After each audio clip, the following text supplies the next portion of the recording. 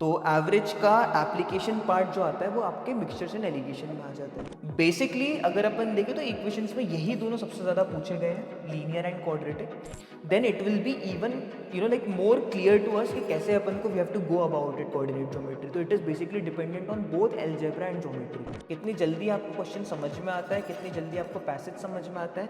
And the third most important thing is your retention, कितने देर तक के लिए आप उसे रिटेन करके रखते हो। तो वर्बल एबिलिटी का जो डिपेंडेंसी वो बहुत ज़्यादा ग्रामर और आपके वोकैबुलरी पे। तो ग्रामर और वोकैबुलरी अगर आपने सही कर लिया तो इस चीज़ को आप बहुत ईजी से पकड़ोगे। Hello and welcome everyone to this amazing channel of IPMAT Wallah by Physics Wallah, and I am Parth and today I have come up with this very interesting session. और ये बेसिकली यहाँ से अपनी शुरुआत होती है। अगर कोई भी एस्पिरेंट आईपी मैट प्रिपेयर करने वाला है तो भैया उसे सबसे पहली चीज़ जो पता होनी चाहिए वो ये है कि सिलेबस क्या है। So today's session is going to be entirely about figuring out what is the syllabus for the exam. ठीक है, तो अपन क्या करेंगे आज, देखेंगे कि यार एग्जाम में सिलेबस क्या देखना है आपको, पेपर पैटर्न क्या है, and will see in depth about all of it. So let's begin this session guys. तो सबसे पहले अगर अपन बात करें तो पेपर में तीन चीजें हैं, तीन सेक्शंस हैं, and the sections are as follows. Quants है अपने पास, second is our VARC, and the third is our logical reasoning. So we going to start in this chronology only. सबसे पहले अपन कॉन्ट्स देखते हैं कि कॉन्ट्स का क्या सिलेबस है, देन अकॉर्डिंगली आगे बढ़ते चले जाएंगे। ठीक है, सो सबसे पहले अगर अपन बात करें कॉन्ट्स का syllabus has been broken down into 5 different pillars. Quant में अगर अपन देखें तो सबसे पहले अरिथमेटिक पढ़ेंगे अपन। Arithmetic is like the founding pillars of the quants, यानी कि अगर अपन बात करें तो अपनी जो शुरुआत होगी यहाँ से होती है। ठीक है, इसके बाद अगर अपन देखें तो there is number system, as you can see on the board as well. Arithmetic है अपने पास, we have got number system, and then we have got algebra as well. उसके अलावा अगर अपन देखें तो अपने पास ज्योमेट्री एक बड़ा ही इंपॉर्टेंट सेगमेंट है कॉन्ट्स में, and the last important section is our modern maths. ठीक है, तो पांच चीजें हैं अपने पास। सबसे पहले arithmetic, second is number system, third is algebra, fourth is geometry, and fifth is modern maths. तो ये पांच चीजें मेन अपन पढ़ने वाले हैं यहाँ पे। सबसे पहले अपन देखते हैं कि अरिथमेटिक में किस तरीके से चैप्टर्स हैं, क्या क्या अपन देखेंगे अरिथमेटिक में। So let's see about that as well. Arithmetic में अगर अपन देखें सो जो लोग प्लान कर रहे हैं खुद से पढ़ने का using the books, and those who don't know the actual framework, they should definitely follow this framework. अगर आप पढ़ रहे हो तो this would be like really advice from my end कि आप सबसे पहले रेशियो एंड प्रोपोर्शन देखो। रेशियो एंड प्रोपोर्शन से आपका जो बेस बनेगा that is going to be helpful when you study percentage. ठीक है, और परसेंटेज और रेशियो प्रोपोर्शन आपको आता है तो परसेंटेज का एप्लीकेशन आप इन दोनों चैप्टर्स में दिखेंगे, that is profit loss and discount and simple interest compound interest. तो परसेंटेज के ही कॉन्सेप्ट्स इन दोनों चैप्टर्स में यूज होने वाले हैं। Then it would be better if you see this chapter called average.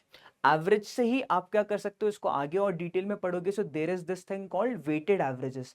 Weighted average ही जो है वो उसका एप्लीकेशन है, and that is being used in mixtures and alligation. तो एवरेज का एप्लीकेशन पार्ट जो आता है वो आपके मिक्सचर्स एंड एलिगेशन में आ जाता है। So once you are done with the base, ये आपका बेसिकली बेस है, these three are your base. Ratio proportion, percentage and average जो है ये आपका बेस रहेगा अरिथमेटिक का। अगर ये आपको एकदम क्लियर है देन इसका application part will become a piece of cake for you. ठीक है, तो अपन ने परसेंटेज का एप्लीकेशन देख लिया, यहाँ पे एवरेज का एप्लीकेशन देख लिया। अब क्या होगा, इन तीनों को मिक्स करके इन तीनों के ही एप्लीकेशन, कंबाइंड एप्लीकेशन अपन कहाँ देखने वाले हैं, टाइम एंड वर्क में, एंड साथ ही साथ टाइम स्पीड एंड डिस्टेंस में। ठीक है, so these topics are very much convoluted, they are dependent on the base that is percentage, ratio proportion as well as average. तो पहले इन तीनों की समझ होना बहुत जरूरी है, तब जाके आप इन दोनों में अच्छे से जो है ग्रास्प बना पाओगे अपनी। ठीक है, आई थिंक कि इट इज क्लियर कि अरिथमेटिक में बेसिकली तीन चीजें बहुत इंपॉर्टेंट है। सबसे पहले रेशियो प्रोपोर्शन, रेशियो प्रोपोर्शन से आप परसेंटेज पकड़ोगे, परसेंटेज के बाद अगर एवरेज देख लोगे तो बेस कंप्लीट है। इसके बाद सिर्फ अपन को इसका एप्लीकेशन पार्ट देखना है, और एप्लीकेशन पार्ट कहाँ कहाँ पे देखने को मिलेगा, तो परसेंटेज का application is profit loss discount simple interest compound interest, averages is used in weighted averages that is mixture and alligation, और इन तीनों का कंबाइंड जो एप्लीकेशन है वो कहाँ होता है, तो time speed distance and time and work में होता है। तो इस तरीके से आप पढ़ोगे तो आपका अरिथमेटिक काफी ज्यादा सॉर्टेड होगा and you will see the complete framework as well. जो आपने चीजें पढ़ी होगी उनको अप्लाई कैसे कर रहे हो आप, ये भी आपको बहुत अच्छे से समझ में आएगा। साथ ही साथ ये जो तीन आपने जो मैंने यहाँ पे आपको बताया कि ये आपके कोर है, ये आपका बेस है, यही चीज जो है it is going to be use in your DI as well. तो डाटा इंटरप्रिटेशन में आपको यही तीन चैप्टर्स के कॉन्सेप्ट जो है मैक्सिमम यूज करने हैं। सो इसलिए अरिथमेटिक से स्टार्ट करना is going to be helpful in your logical reasoning DI वाला पार्ट एज वेल। तो यहां से शुरुआत कर सकते हो आप अरिथमेटिक से। इसके अलावा अगर अपन देखें, let's move on to the next segment that is your algebra. Algebra में देखते हैं कि क्या क्या चीजें पढ़ने वाले हैं अपन। तो अलजेब्रा में सबसे पहले अपन एकदम बेस से स्टार्ट कर रहे हैं। तो बेस में लॉज ऑफ एक्सपोनेंट्स देखेंगे अपन, क्लास 8 9th में आप ये देख चुके होंगे। और इसके बाद अलजेब्रिक आइडेंटिटीज, अगेन बड़ी ही बेसिक लेवल की चीज है। तो इसका मतलब ये दोनों जो अपनी चीजें हैं ये बेस लेवल पे है। These are your base level things when it comes to your algebra, ठीक है।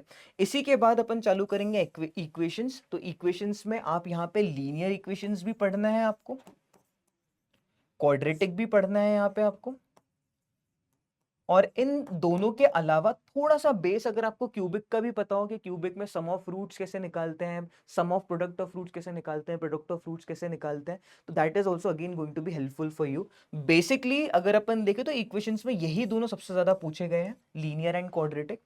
Functions again a very heavy topic, ये एक हायर मैथ्स का टॉपिक है। ये 11th में अगर अपन देखें तो इसकी शुरुआत होती है, और आपने इसका थोड़ा पार्ट जो है 12th में भी देखा होगा।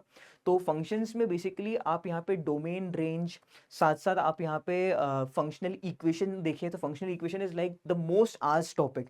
फंक्शनल इक्वेशन पे लाइक आप मान के चलो कि हर बार एटलीस्ट एक क्वेश्चन में कमी बोल रहा हूँ, एटलीस्ट 2 क्वेश्चन ही मान के चलिए आप कि आपको देखने को मिलेंगे फाइनल एग्जाम में। आईपी मैट इंदौर का फेवरेट टॉपिक जो है वो फंक्शनल इक्वेशन है। इसमें फंक्शनल इक्वेशन जो टॉपिक है that is a must to visit,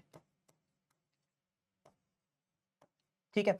इसके अलावा 2 इंपॉर्टेंट टाइप ऑफ फंक्शन जिनके ऊपर आप हर बार क्वेश्चंस देखोगे that are logarithmic functions and your modulus function. तो यहाँ पे मैंने वो भी लिस्ट करके रखे हैं कि आपको लॉगरिथम्स देखना जरूरी है, साथ साथ आपको फंक्शंस में मॉड्यूलस फंक्शंस देखना जरूरी है, ठीक है। So these are the chapters that you need to visit when you cover algebra, ठीक है। तो अलजेब्रा में आप देख सकते हैं ये अपने बेस लेवल के चैप्टर्स हैं, एक्सपोनेंट्स, अलजेब्रिक आइडेंटिटीज। इसके अलावा अगर अपन देखें तो बेस लेवल पे अपन इक्वेशंस कवर करने वाले हैं जो आपने अभी तक 10th तक में देखी हुई हैं, लीनियर इक्वेशंस, क्वाड्रेटिक इक्वेशंस।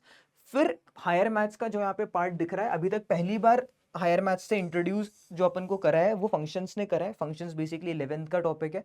तो functions and log, this basically make a topic which is of class 11th, that is your higher maths वाला part। तो ये थोड़ा heavy topic रहने वाला है, इससे आप definitely आप expect कर सकते हो अच्छे खासे questions, ठीक है। So this is all about your algebra। Let's move on to the next segment that is your numbers, ठीक है। तो नंबर सिस्टम की अगर अपन बात करें तो नंबर सिस्टम बेसिकली आपने बचपन से लेके आज तक जो सारे नंबर्स देखे हैं एक्सेप्ट कॉम्प्लेक्स नंबर्स, उनके बारे में आपको बेस बनाना पड़ेगा। ऑड इवन पता होना चाहिए, प्राइम नंबर्स क्या होते हैं, को प्राइम क्या होते हैं, ट्विन प्राइम क्या होते हैं, all these things that you need to revise, ठीक है। साथ ही साथ आपको एचसीएफ एंड एलसीएम भी पता होना चाहिए। फ्रैक्शंस का एचसीएफ एलसीएम कैसे निकालते हैं अपन, ये सारी चीजें भी आपको पता होनी चाहिए, इनसे प्रॉपर्टीज पता होनी चाहिए इनकी। Other than that you are going to study factors in details, number of factors कैसे निकालते हैं, सम ऑफ फैक्टर्स कैसे निकालते हैं, प्रोडक्ट ऑफ फैक्टर्स कैसे निकालते हैं। Very interesting and very formula oriented. तो ये चैप्टर पढ़ने में भी आपको काफी मजा आने वाला है। साथ ही साथ आप यहाँ पे देखोगे फैक्टोरियल।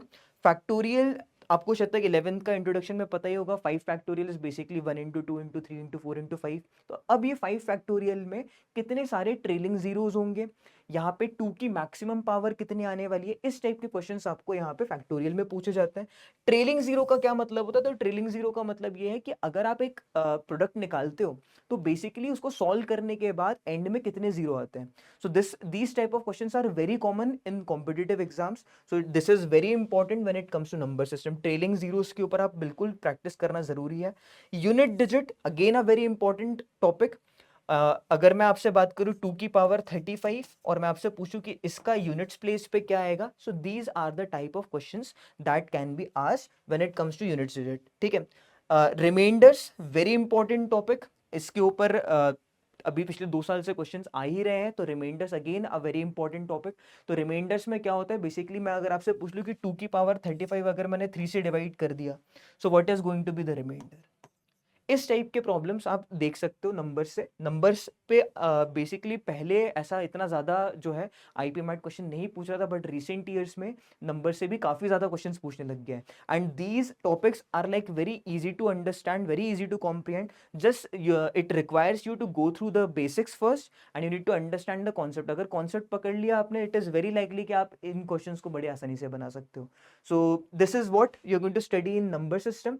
और अगर आप खुद से पढ़ रहे हो तो ये टॉपिक्स कवर करना बिल्कुल मत भूलना भैया। Let's move on to the next segment. Numbers देख लिया अपन ने, अरिथमेटिक देख लिया, एल्जेब्रा देख लिया। एक और बड़ा चंक, एक बड़ा पिलर जो है यहाँ पे जहाँ से बहुत सारे क्वेश्चंस पूछे जाते हैं, दैट इज योर ज्योमेट्री। ठीक है, तो ज्योमेट्री में देखते हैं। तो ज्योमेट्री अगर अपन बात करें तो lines and angles form the base, कि एंगल्स कितने टाइप के होते हैं, लाइन से रिलेटेड प्रॉपर्टीज यानी कि इंटरसेक्टिंग लाइंस की प्रॉपर्टीज, पैरेलल लाइंस की प्रॉपर्टीज, ये सारी चीजें जो है लाइन्स एंड एंगल्स में कवर करोगे आप। लीनियर पेयर हो गया, करस्पॉन्डिंग एंगल हो गया, वर्टिकली अपोजिट, ये सारी चीजें इसमें आ जाएंगी। अदर देन दैट ट्राइंगल्स जो है यहाँ से आपकी शुरुआत होती है, यहाँ पे आप क्लोज फिगर्स पढ़ने वाले हो। तो ट्राइंगल्स अगर आपको याद भी होगा, मेरे ख्याल से 9th-10th were like heavily dependent, उनका ज्योमेट्री जो था उसमें सबसे ज्यादा हेवी जो टॉपिक था वो ट्राइंगल्स ही था। तो आपने वो जो सारी प्रॉपर्टीज 9th और 10th में पढ़ी है, आप ये मान के चलिए कि वो फिर से पूरी रिविजिट करनी पड़ेगी। Similarity of triangles, congruency of triangles and sine law, cosine law, ये सारी चीजें आपको देखनी पड़ेगी when it comes to triangles. Quadrilaterals में भी सेम, जो आपने क्लास 10 तक की चीजें पढ़ी है। सर्कल्स भी अगर अपन देखें तो सर्कल्स भी आप ये देख चुके हो, तो सर्कल्स भी अपन काफी डिटेल में देखने वाले हैं यहाँ पे। तो सर्कल के जो सारे थ्योरम्स थे जो आपने 9th-10th में पढ़े हैं, वो भी सारे यहाँ पे आएंगे। और साथ साथ थोड़ा बहुत 11th के कोनिक सेक्शन वाला पार्ट भी, यानी कि सर्कल की इक्वेशन क्या होती है, और अगर अपन बात करें तो टैंजेंट की इक्वेशन कैसे निकाल सकते हैं। These are the type of questions that can be frame. तो थोड़ा ये हायर लेवल पे भी जा सकता है, क्योंकि यहाँ पे कोनिक सेक्शन जो है थोड़ा मिक्स किया जा सकता है। So we'll have to form base of that as well. Polygons की अगर अपन बात करें तो यहाँ पे अगर अपन देखें तो ये 3 साइडेड पॉलीगन था, ये 4 साइडेड पॉलीगन था। तो अब इसी तरीके से अपन 5 साइडेड पॉलीगन, 6 साइडेड पॉलीगन्स के बारे में भी बात करेंगे, हेक्सागन, हेप्टागन, ऑक्टागन, इन सब के बारे में भी बात करेंगे when we study about polygons. ठीक है, तो पॉलीगन्स में बहुत सारी प्रॉपर्टीज होती है कि इंटीरियर एंगल का मेजर कैसे निकालते हैं, एक्सटीरियर एंगल का मेजर कैसे निकालते हैं, नंबर ऑफ साइड्स कैसे निकालते हैं, डायगनल्स कैसे निकालते हैं। तो those all formulas you are going to visit when it comes to polygons. और इनकी लेंथ भी निकालना, डायगनल की लेंथ निकालना, वो कैसे निकालोगे, तो ये सारी चीजें आप पॉलीगन्स में देखोगे। अच्छा, साथ ही साथ अगर आप देखो तो यहाँ पे मैंने एक हायर मैथ्स का टॉपिक यहाँ पे इंक्लूड किया, that is trigonometry, Heights and distances. Again Heights and distances जो है ये मेजरमेंट से रिलेटेड टॉपिक है, और मेजरमेंट करने के लिए आपको बेसिकली यहाँ पे क्या यूज करना पड़ेगा, ट्रिग्नोमेट्री यूज करनी पड़ेगी आपको यहाँ पे। ठीक है, so trigonometry is going to be use to find heights and distances. Basically आप यहाँ पे सारे टाइप का मेजरमेंट करने वाले हो, यानी कि ये मेंसुरेशन से रिलेटेड है पूरा का पूरा। ठीक है, तो पेरीमीटर कैसे निकालेंगे, एरिया कैसे निकालेंगे, वॉल्यूम कैसे निकालेंगे, तो प्रिज्मेटिक स्ट्रक्चर है तो उसका कैसे सारी चीजें निकलती हैं, पिरामिडल स्ट्रक्चर है तो उसका कैसे निकालेंगे, तो ये सारी चीजें अपन देखेंगे यहाँ पे मेंसुरेशन में। And lastly we are going to see coordinate geometry. तो कोऑर्डिनेट ज्योमेट्री जो है वो बेसिकली अलजेब्रा और ज्योमेट्री का बहुत अच्छा मिक्सचर है। तो यहाँ पे अगर अपन देखें तो ज्योमेट्री की प्रॉपर्टीज अगर अपन को पता है और अपन को अलजेब्रा की थोड़ी प्रॉपर्टीज पता है, तो इन दोनों को मिक्स करके कोऑर्डिनेट ज्योमेट्री समझ में बहुत अच्छे से आएगी। इसलिए अपन देख सकते हैं अलजेब्रा पढ़ने के बाद, ज्योमेट्री पढ़ने के बाद अगर अपन कोऑर्डिनेट ज्योमेट्री पढ़ने जाएंगे, then it will be even like more clear to us कि कैसे अपन को we have to go about it coordinate geometry. तो it is basically dependent on both algebra and geometry. ठीक है, इसलिए अलजेब्रा खत्म करने के बाद और ज्योमेट्री खत्म करने के बाद अगर कोऑर्डिनेट ज्योमेट्री चालू करोगे बहुत बढ़िया रहेगा। और यहाँ पे अपन ने 4 अपने मेन सेगमेंट्स देख लिए। Let's move on to the last segment, the fifth segment and the one of the most important segment. अब बहुत ज्यादा क्वेश्चंस पूछने लग गया है आईपी मैट भी इसके ऊपर, that is your modern maths. ठीक है, तो मॉडर्न मैथ्स में देखते हैं कि क्या क्या आने वाला है। तो सेट थ्योरी, सेट थ्योरी की अगर अपन बात करें तो 2024 के पेपर में भी 2 क्वेश्चन थे, 2025 के पेपर में भी 1 क्वेश्चन है। पीएनसी से भी क्वेश्चंस पूछता ही पूछता है, प्रोबेबिलिटी से थोड़े क्वेश्चंस कई बार पूछता है, कई बार नहीं पूछता है। Sequence and series is again one of the favourite topics. यहाँ पे आप एपीजीपी जो आपने पढ़ के रखा है उनके कॉन्सेप्ट्स यूज करोगे। ठीक है। साथ ही साथ बाइनोमियल, बाइनोमियल से कई साल क्वेश्चन पूछ रहा है, कई साल नहीं पूछा, तो 1-0 एकदम बाइनरी के जैसा खेल रहा है ये पूरा का पूरा।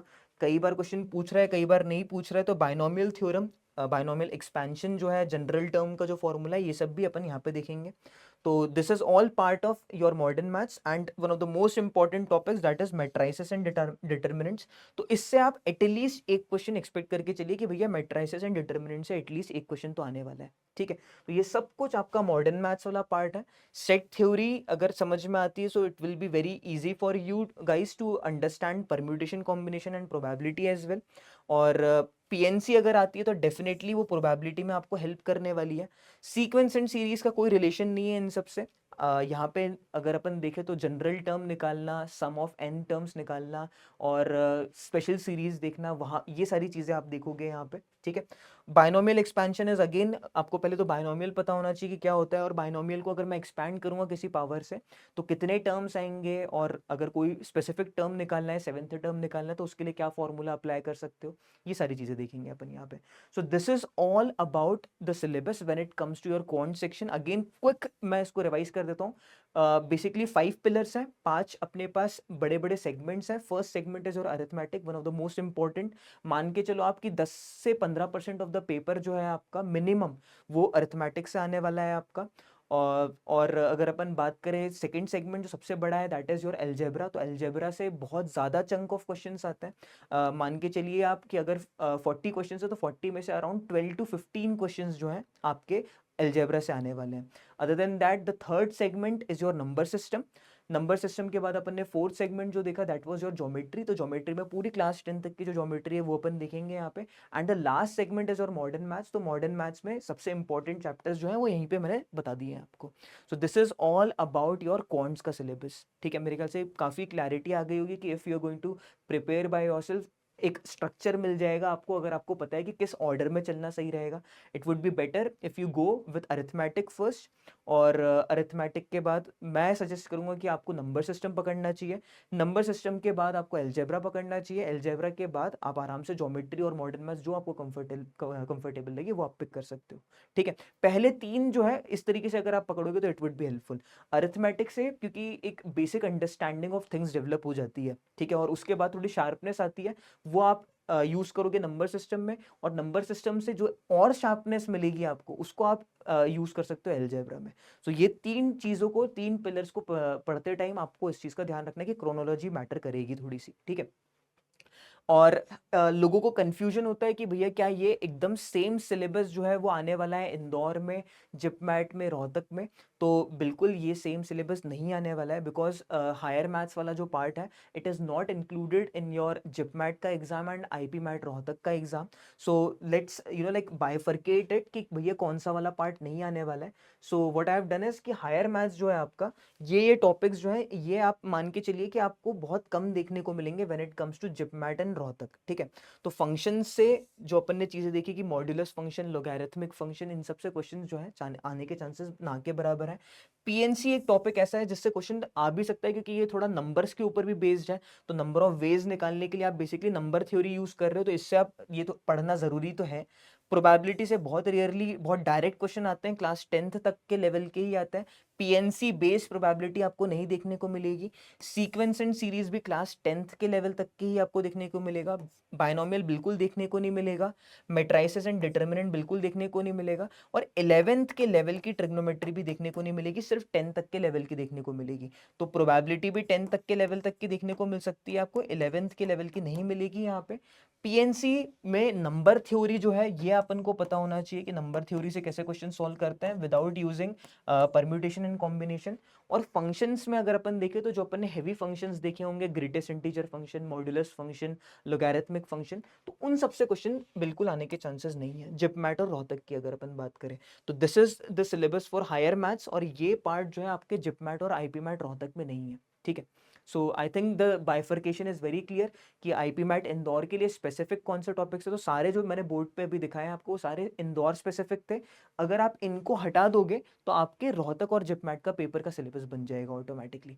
सो this is about your syllabus when it comes to the quants segment. ठीक है, let's move on to the next segment, that is your VARC segment, verbal ability and reading comprehension. तो verbal ability में अगर अपन देखें तो there are 4 pillars. First pillar is your vocabulary. ठीक है, vocabulary is basically your understanding of different words. अगर आपको बहुत सारे words पता है इसका मतलब आपकी vocabulary अच्छी है. ग्रामर अगर आपको पता है तो आप उन वर्ड्स का अच्छे से यूज करके सेंटेंस फॉर्मेशन कर सकते हैं. Verbal ability is basically the combination of vocabulary and grammar put together. Reading comprehension is one of the most important thing. नाम से ही समझ में आ रहा है यहाँ पे कि आप यहाँ पे चीजें पहले पढ़ोगे और उनसे समझोगे. कॉम्प्रिहेंशन का मतलब ही है कि आप कैसे कॉम्प्रिहेंड करते हो. सो बेसिकली रीडिंग कॉम्प्रिहेंशन और वीए की अगर अपन बात करें तो ये दो चीजों पे बहुत क्लियरली समझ में आ रहा है कि डिपेंडेंट है. First thing being your reading skill, कि आपकी रीडिंग स्किल्स कैसी हैं. अगर आपकी रीडिंग स्पीड अच्छी है और आपको पता है कि कैसे स्मार्टली रीड करते हैं, that is definitely going to be helpful when it comes to your RC वाला पार्ट. तो यहाँ पे आपकी रीडिंग स्पीड बहुत मैटर करने वाली है. Reading speed matters very much when it comes to VARC. And the second most important thing is comprehension. How quickly you comprehend things. कितनी जल्दी आपको क्वेश्चन समझ में आता है, कितनी जल्दी आपको पैसेज समझ में आता है. And the third most important thing is your retention. कितने देर तक के लिए आप उसे रिटेन करके रखते हो. इन्फॉर्मेशन अगर आप ज़्यादा देर तक रिटेन करके रखते हो, चीज़ें आपको लंबे टाइम तक याद रहती हैं अगर, तो डेफिनेटली आपको क्वेश्चंस में डायरेक्टली याद आ जाएगा कि मैंने ऐसा पढ़ा हुआ था कि डायरेक्ट मुझे यहाँ दिख रहा है, I can quickly mark the answer. ठीक है, so these 3 are the most important skills when it comes to VARC. Reading speed, comprehension and your retention. And मतलब डेफिनेटली आप जैसे जैसे पढ़ोगे आपको ये समझ में खुद भी आने ही लग जाएगा. तो ये 4 पिलर्स हैं. इनमें आप देख लेते हैं अपन कि क्या क्या पढ़ना पड़ेगा यहाँ पे अपन को. वोकैबुलरी के लिए अगर अपन बात करें तो यहाँ पे ढेर सारे वर्ड्स का नॉलेज अपन को चाहिए. तो वोकैबुलरी में सिनोनिम्स एंड एंटोनिम्स याद रखना बहुत ज़रूरी है, क्योंकि बहुत सारे वर्ड्स हैं और उन बहुत सारे वर्ड्स से मिलते जुलते जिनका सेम मतलब है, जिनका अपोजिट मतलब है, अगर आपको ये पता है तो definitely your vocabulary is going to increase after that if you know synonyms and antonyms. Spelling भी आपको बहुत अच्छे से पता होनी चाहिए. Idioms and phrases and idioms जो है ये जनरली रोजमर्रा की भाषा में यूज करने वाली चीजें हैं, और अगर आपको उनका मतलब पता है तो definitely you can make your sentences very heavy. And odd one out, अगर आपको पता है कि कहाँ पे कौन सा वर्ड यूज करना है, कहाँ पे which word fits the best, odd one out will become an easy thing for you. One word substitution, again अगर आपको सेंटेंस का मतलब समझ में आ रहा है तो आपको पता होना चाहिए कि उस सेंटेंस का वन वर्ड सब्सटीट्यूशन क्या हो सकता है, उस सेंटेंस को पूरा रिप्लेस कैसे कर सकते हैं एक वर्ड से. So one word substitution is very important. Foreign words, तो जैसे अपन हिंदी में भी पढ़ते थे तो वैसे ही सेम चीज़ यहाँ पे जो नॉर्मल इंग्लिश के अलावा भी वर्ड्स हैं उनके बारे में भी आपको आइडिया होना चाहिए कि what are the different type of words जो नॉर्मल इंग्लिश में यूज़ नहीं होते हैं और जो दूसरी लैंग्वेज से डिराइव्ड है. एंड वर्ड्स का यूजेज कैसे करना है अपन को. So these are the different things that will basically constitute your vocabulary. So basically अगर अपन देखें तो इतना सब कुछ होते हुए भी आप इसको क्या कर सकते हो, प्रॉपर अगर फ्रेम बना लो अपना कि मुझे बेसिकली सिनोनिम्स एंटोनिम्स करना बहुत ज़रूरी है, जिससे कि मुझे मेरा जो शब्दकोश है, मेरा जो वर्ड्स का जो मेरे पास कलेक्शन है वो बढ़ जाए. That is going to be really helpful. Synonyms antonyms वाली चीज़ आपके लिए बहुत हेल्पफुल रहने वाली है. और यही पढ़ते टाइम अगर आप स्पेलिंग का ध्यान देते हो तो स्पेलिंग वाली भी चीज़ आप यहीं पे कर सकते हो easily. Idioms and phrases over the course of time develop होगी जैसे जैसे आप चीज़ें ज़्यादा पढ़ते जाओगे.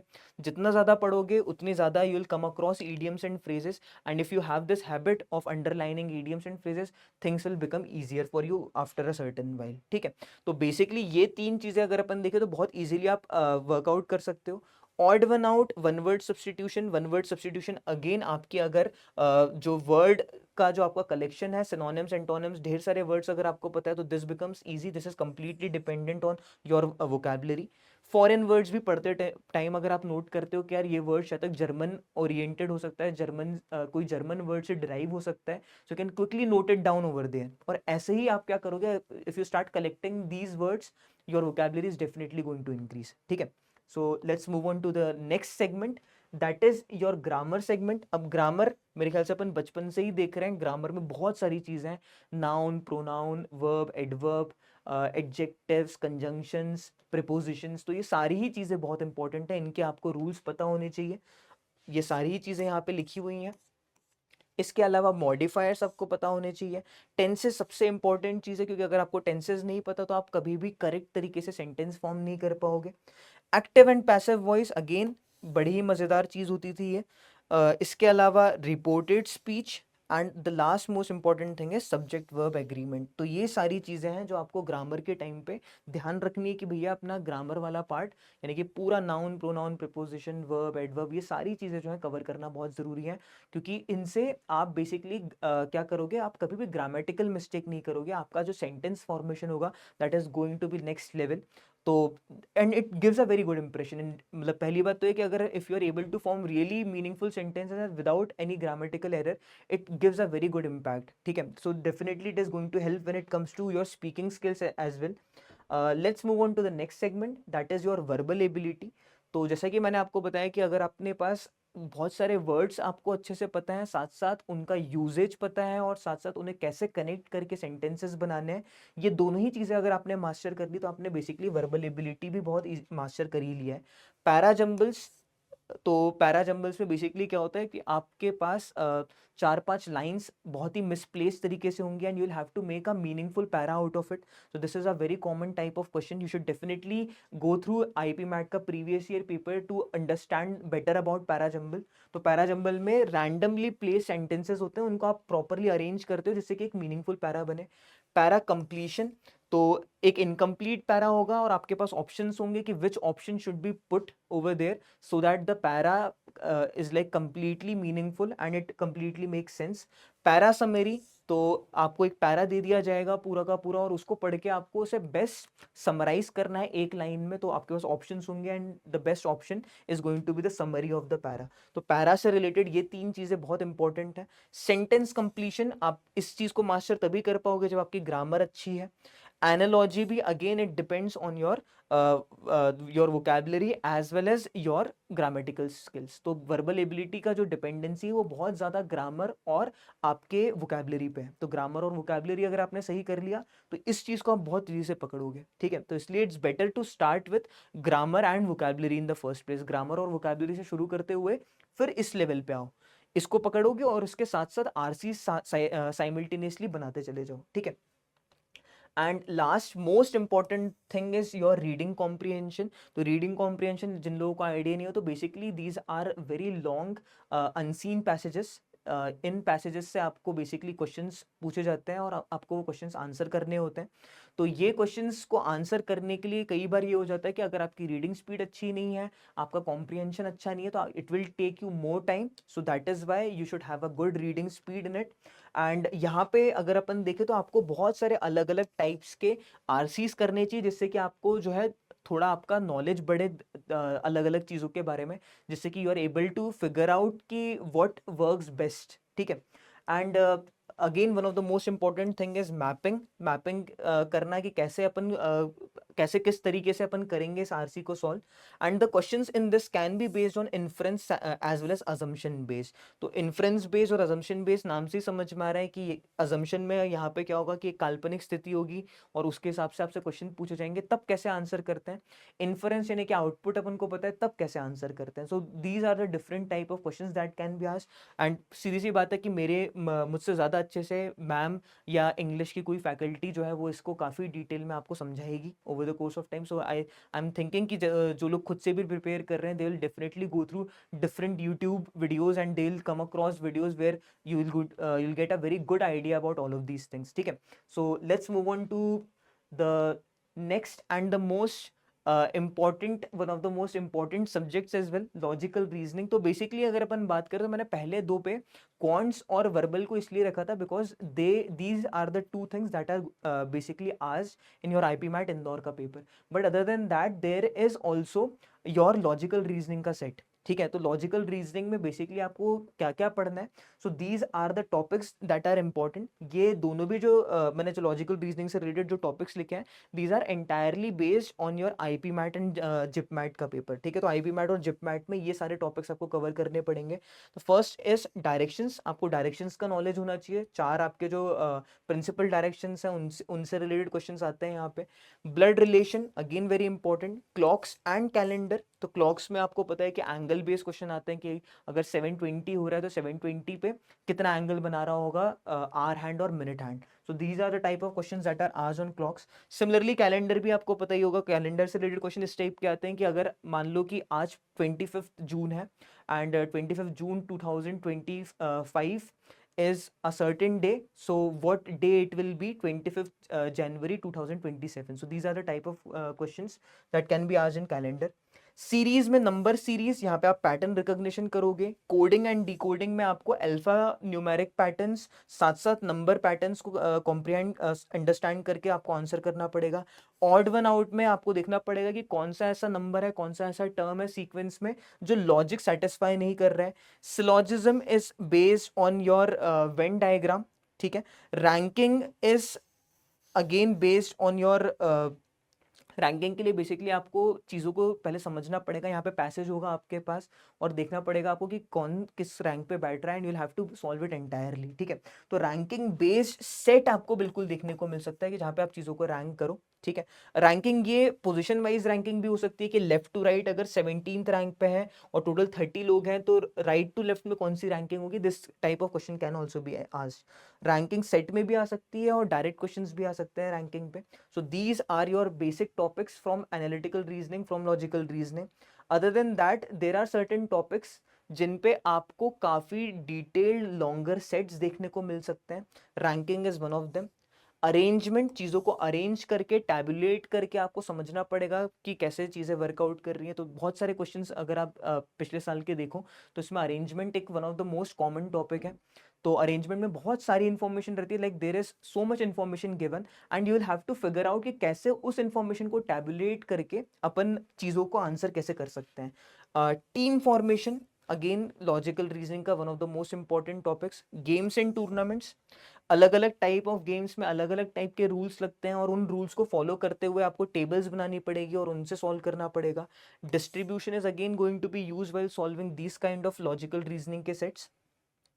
डीआई, डाटा इंटरप्रिटेशन, जैसा कि अपन ने बात करी थी, यहाँ पे थोड़ा सा आपको क्वांट्स में जो अरिथमेटिक पे आपने परसेंटेज देखा था, आपने जो रेशियो प्रोपोर्शन देखा था, जो एवरेज देखा था, उसका यूज करके आप यहाँ पे डीआई में क्वेश्चन सॉल्व कर सकते हो. डीआई थोड़ा सा स्टैट्स बेस्ड और जो आपने ग्राफ्स पढ़े हैं आज तक उसको बेस्ड होगा, ये उस पर बेस्ड होगा. डाटा सफिशिएंसी के ऊपर भी क्वेश्चन आएंगे कि whether the data provided to you is enough to answer a certain question.